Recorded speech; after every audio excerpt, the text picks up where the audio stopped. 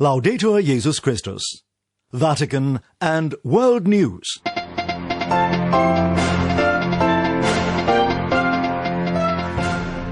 In the headlines this Sunday, April the 18th, Pope Francis appeals for actions that lead to trust and reconciliation in strife-ridden eastern Ukraine. As global coronavirus deaths surpass 3 million globally, the Mexican government goes an extra mile to vaccinate teachers and keep kids in school.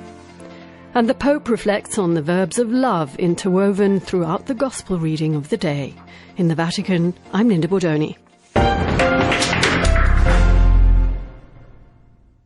Pope Francis on Sunday appealed for gestures that promote mutual trust and foster reconciliation in eastern Ukraine amid rising military tensions between Kiev and Moscow. Speaking after the recitation of the Regina Coeli, the Pope described the situation as a sad one and said he is following with great concern events in areas of eastern Ukraine where violations of the ceasefire have multiplied in recent months.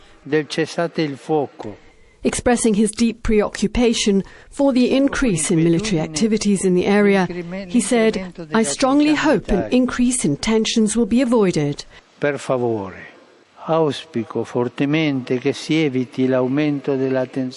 on the contrary, that gestures be made that are capable of promoting mutual trust and fostering reconciliation and peace, which are so much needed and so much desired.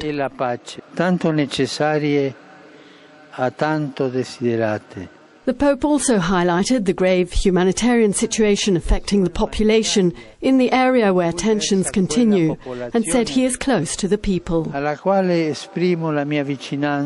Finally, he asked the faithful present in the square and those who were following through the media to join him in prayer for them.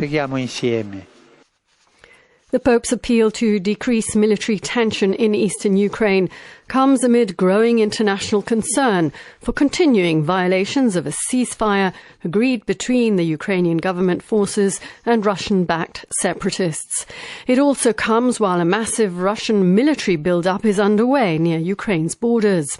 As Stefan Boss reports, various incidents heighten the tension with a diplomatic row between the two nations and British warships preparing to sail for the Black Sea next month in support of Ukraine. Russia has warned Ukraine against using force to reclaim territory controlled by Russian-backed rebels in the east. Moscow is backing up its rhetoric by stationing thousands of troops along its borders with Ukraine. That worries the NATO military alliance, explains its Secretary-General Jens Stoltenberg. In recent weeks, Russia has moved thousands of combat-ready troops to Ukraine's borders.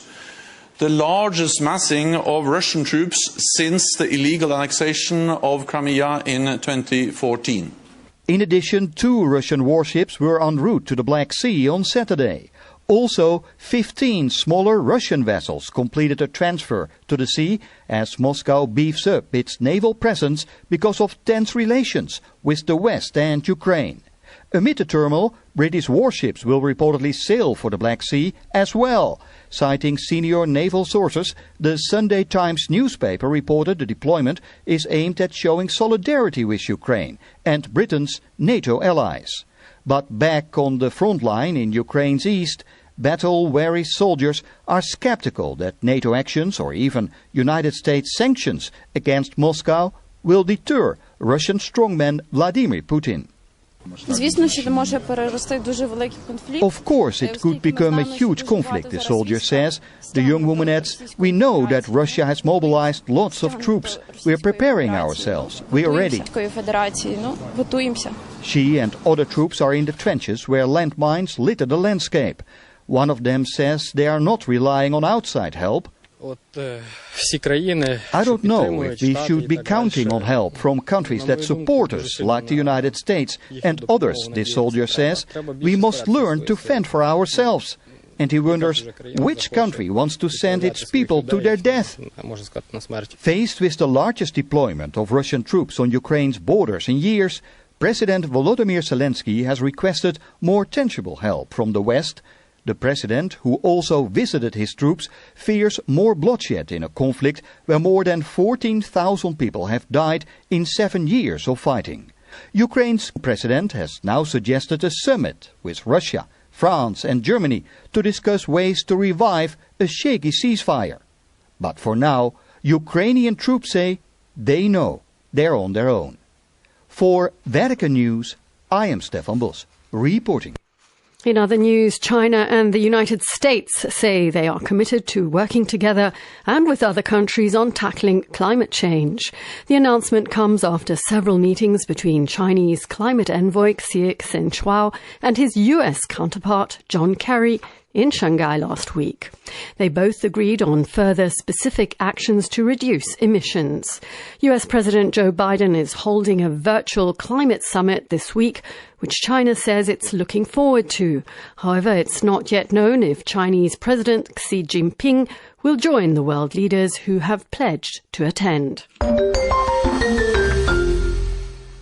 This week, we learnt that the number of people who have died worldwide in the COVID-19 pandemic has surpassed 3 million. The daily tally drawn up by Johns Hopkins University also shows that the world appears to be approaching the highest rate of infection so far. The US, India and Brazil, the countries with the most recorded infections, have accounted for more than 1 million deaths between them. Meanwhile, more than 860 million doses of coronavirus vaccines have been administered in 165 countries worldwide. However, the head of the World Health Organization, Dr. Tedros Ghebreyesus, told UN officials, "Vaccine equity is the challenge of our time, and we are failing." Meanwhile, in a bid to save the remnants of the school year, the Mexican government increased the vaccination range of teachers, naming it a top priority. James Blears has details of the Education Sphere initiative. This decision's been taken by Mexico's President Andrés Manuel López Obrador, who says teachers will be given the single-dose CanSino vaccine to boost return to school as the educational year in Mexico ends in July. Deputy Health Minister and COVID czar Hugo López-Gatell says 3 million teachers will be vaccinated in the coming month. Starting next week, teachers in the states of Tamaulipas, Nayarit, Coahuila, Veracruz and Chiapas will be vaccinated. The Ministry of Education says children will attend school on alternate days to keep class sizes down and distancing at a maximum. With scant testing in Mexico, the government estimates that more than 2 million people have been infected, while 320,000 have died, but simultaneously acknowledges that the real number is much higher. More than 13 million elderly people have already received the first vaccination of various types, but with a population in excess of 126 million, there's still a very long way to go. Thousands of more affluent families are going on vaccination vacations to the United States to visit relatives, but primarily to get inoculated in a desperate attempt to save their lives, as back home they might have to wait months before being eligible. For Vatican Radio, James Blears reporting. 2 Russian men suspected of carrying out the 2018 Salisbury poisonings are being linked to an explosion at an arms depot in the Czech Republic. Evidence reportedly links the 2014 explosion and an attempted poisoning in Bulgaria to a unit of Russian military intelligence.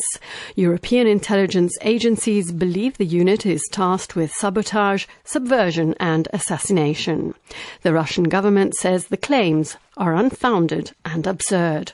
Czech authorities say they are expelling 18 Russian diplomats believed to be intelligence operatives in retaliation for the explosion, which killed 2 people.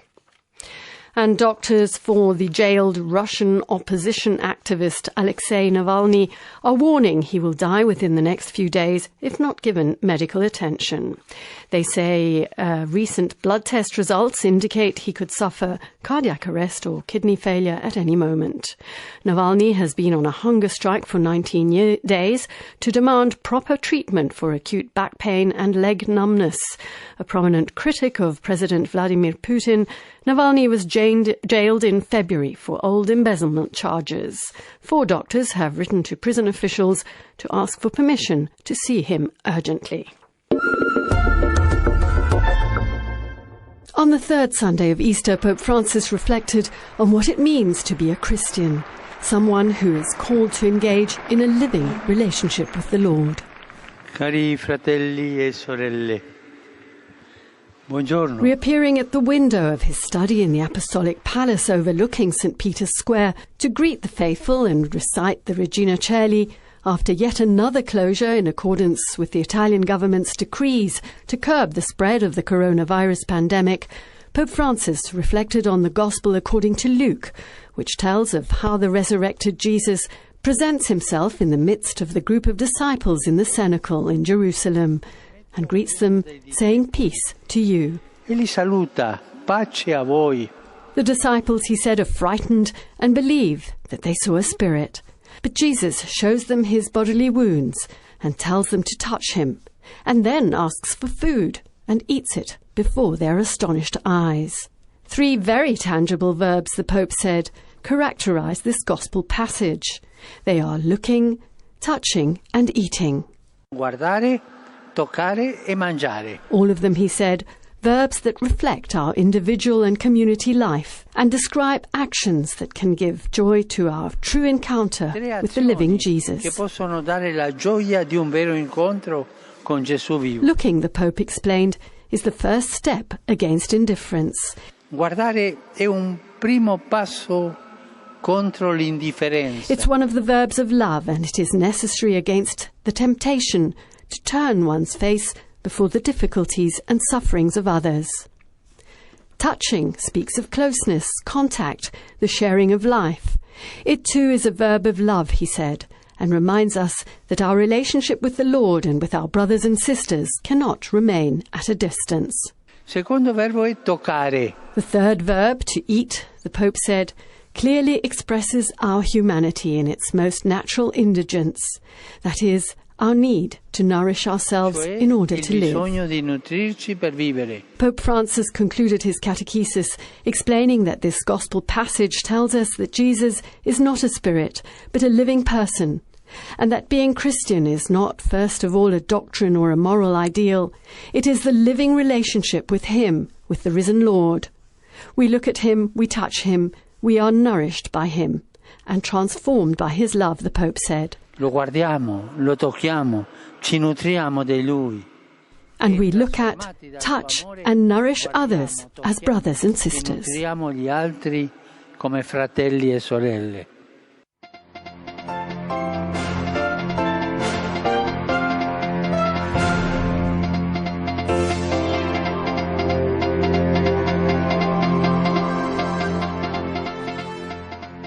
And that brings us to the end of this edition of Vatican and World News.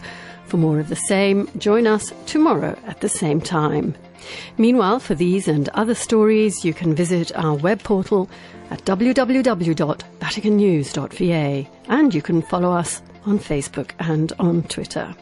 My thanks go to Patrizio Ciprari in studio.